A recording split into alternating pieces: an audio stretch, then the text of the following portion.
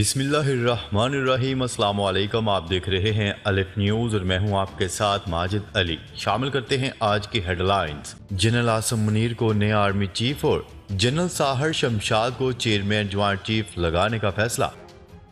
پاکستان سے کشمیر واپس لینے سے متعلق بھارتی کمانڈر کی دھمکی۔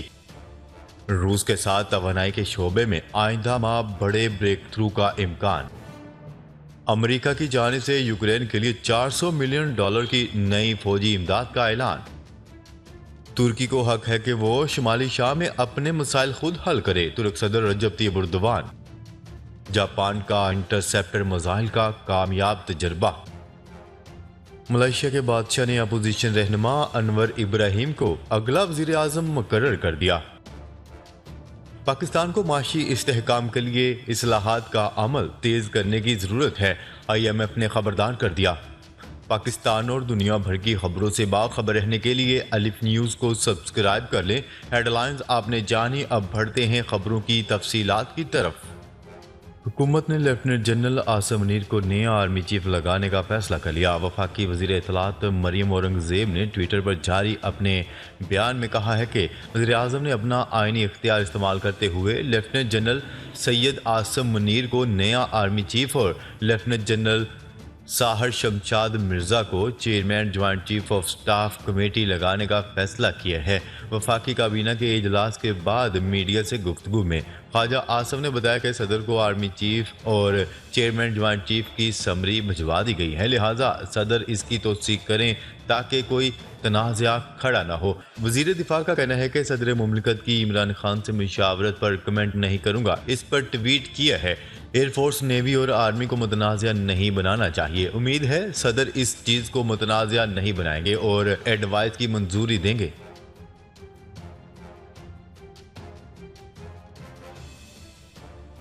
خبر کے اگلے حصے میں بات کرتے ہیں۔ پاکستان سے کشمیر واپس لینے سے متعلق بھارتی کمانڈر دن میں خواب دیکھنے لگے۔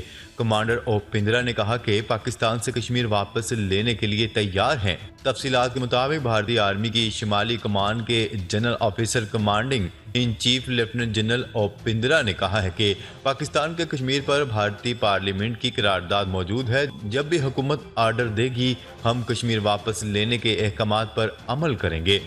ناردرن آرمی کے کمانڈر کا کہنا تھا کہ جموں و کشمیر کو خصوصی آئینی حیثیت دینے والی دفعہ 370 کے خاتمے کے بعد سے مرکز کے زیر انتظام اس علاقے میں کافی تبدیلیاں رونما ہوئی ہیں اور دہشت گردانہ سرگرمیوں پر بڑی حد تک قابو پا لیا گیا ہے۔ جنگ بندی پر کمانڈر دیودی کا کہنا تھا کہ فوج ہمیشہ اس بات کو یقینی بنانے کے لیے تیار ہے کہ جنگ بندی مفاہمت کو کبھی نہ توڑا جائے، کیونکہ یہ دونوں ممالک کے مفاد میں ہے، لیکن اگر کسی بھی وقت ٹوٹا تو ہم انہیں منہ توڑ جواب دیں گے۔ خیال رہے 27 اکتوبر کو بھارتی وزیر دفاع راج ناتھ سنگھ نے سری نگر میں انفینٹری ڈے کے موقع پر ایک تقریب سے خطاب کرتے ہوئے کہا تھا کہ پاکستان کے زیر انتظام کشمیر کے عوام کے انسانی حقوق کی خلاف ورزیاں ہو رہی ہیں اور پاکستان کو اس کی قیمت ادا کرنا پڑے گی۔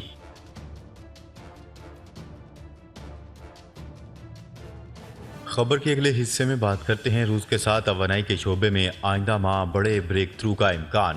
ملکی ریفائنری نے روسی خام تیل سے پیٹرولیم مصنوعات تیار کرنے پر آمادگی ظاہر کر دی، جس کی وجہ سے روس سے پیٹرولیم مصنوعات، خام تیل، گیس اور پائپ لائن منصوبے کی راہ ہموار ہوگی۔ تفصیلات کے مطابق پاکستان اور روس کے درمیان توانائی کے شعبے میں ہونے والے منصوبوں پر آئندہ ماہ بڑا بریک تھرو کا امکان ہے۔ نیوز رپورٹ کے مطابق روس سے پیٹرولیم مصنوعات، خام تیل، گیس اور پائپ لائن منصوبے کی راہ ہموار ہو گئی ہے، کیونکہ ملکی ریفائنری نے روسی خام تیل سے پیٹرولیم مصنوعات تیار کرنے پر آمادگی ظاہر کر دی۔ اس ضمن میں وزیر مملکت برائے پیٹرولیم نے اسٹریٹجک اجلاس کے لیے تجاویز طلب کر لیں۔ پیٹرولیم کمپنیوں کو اجلاس میں کاغذی کارروائی مکمل کر کے پیش کرنے کی ہدایت جاری کر دی گئی ہے۔ وزیر مملکت کی زیر صدارت ہونے والے اجلاس میں روس کے ساتھ توانائی معاہدے کے مقاصد، اہداف، مسائل اور مالی فوائد طے کیے جائیں گے۔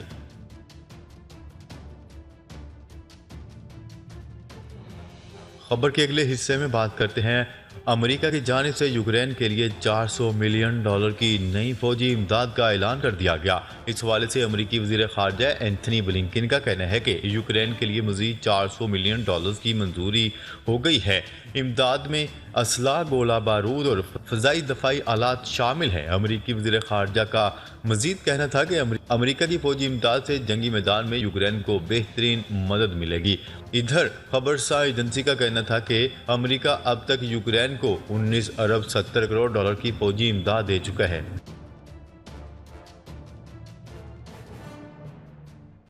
خبر کے اگلے حصے میں بات کرتے ہیں شام میں کرد ملائیشیا کے خلاف آپریشن کے حوالے سے ترک صدر رجب طیب اردوان کا کہنا ہے کہ ترکیہ کو حق ہے کہ وہ شمالی شام میں اپنے مسائل خود حل کرے۔ انہوں نے کہا ہے کہ شمالی شام میں فضائی کارروائیاں صرف ابتدا ہے، ہم اپنی جنوبی سرحد کو محفوظ بنانے کے لیے پہلے سے زیادہ پرعزم ہیں۔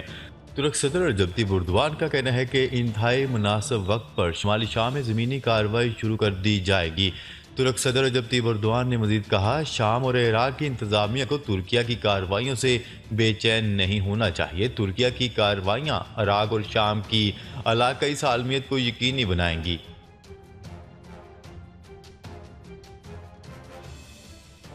خبر کے اگلے حصے میں بات کرتے ہیں جاپان کا انٹرسیپٹر میزائل کا کامیاب تجربہ۔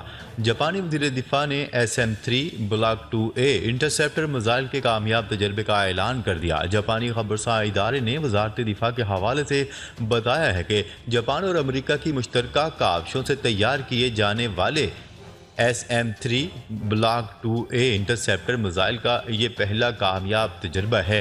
درمیانی مسافت کے انٹرسیپٹر ballistic missile SM-3 block 2A کو امریکی فوجی بیس پر ایجس دفاعی میزائل سسٹم سے لیس مایا کلاس جنگی بحری جہاز سے 16 نومبر کو فائر کیا گیا۔ امریکہ نے بحر الکاہل کے اوپر 100 کلومیٹر کے ارتفاع پر میزائل حملے کو کامیابی سے ناکام بنا دیا۔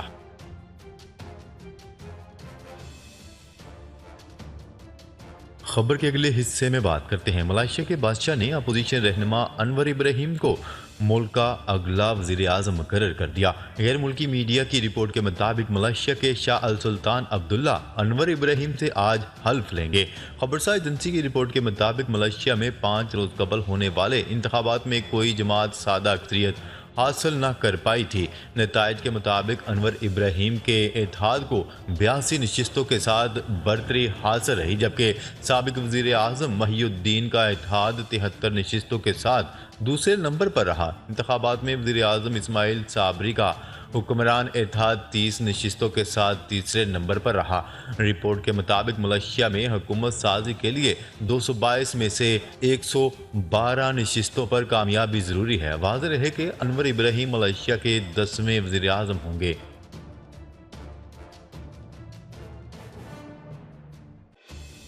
خبر کے اگلے اور آخری حصے میں بات کرتے ہیں پاکستان کو معاشی استحکام کے لیے اصلاحات کا عمل تیز کرنے کی ضرورت ہے۔ IMF عالمی مالیاتی ادارے IMF کا کہنا ہے کہ پاکستان کو معاشی استحکام کے لیے اصلاحات کا عمل تیز کرنے کی ضرورت ہے۔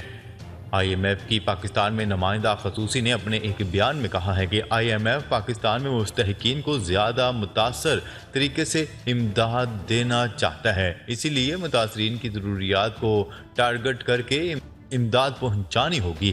انہوں نے کہا ہے کہ پاکستانی حکام سے پالیسیوں میں ترجیحات پر بات چیت ہو رہی ہے اور ساتھ ہی ریکوری پلان کی بروقت تیاری بھی ضروری ہے۔